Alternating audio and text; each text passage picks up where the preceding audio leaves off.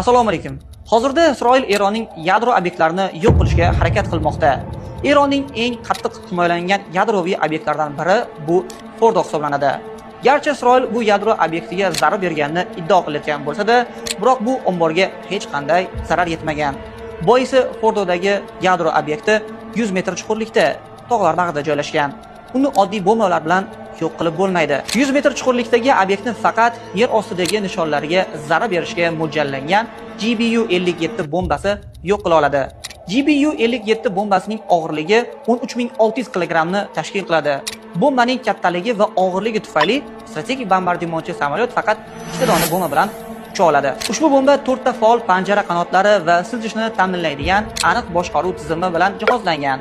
Bu esa bombaga GPS orqali to'g'ri harakatlanish imkonini beradi.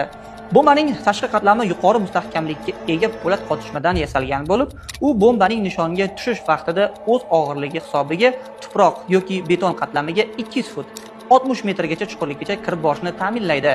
Taqqoslash uchun aytadigan bo'lsak, bu chuqurlik 20 qavatli binoga teng. Ushbu ajal keltiruvchi qurol faqat AQShda mavjud bo'lib, uni Amerikaning B-2 Ruh strategik bombardimonchi samolyoti orqali nishonga yetkazish mumkin. Shu tufayli Eron-Isroil o'rtasidagi urushga Qo'shma Shtatlarning aralashuvi hal qiluvchi ahamiyatga ega. Agar videoni shu joygacha ko'rgan bo'lsangiz, unga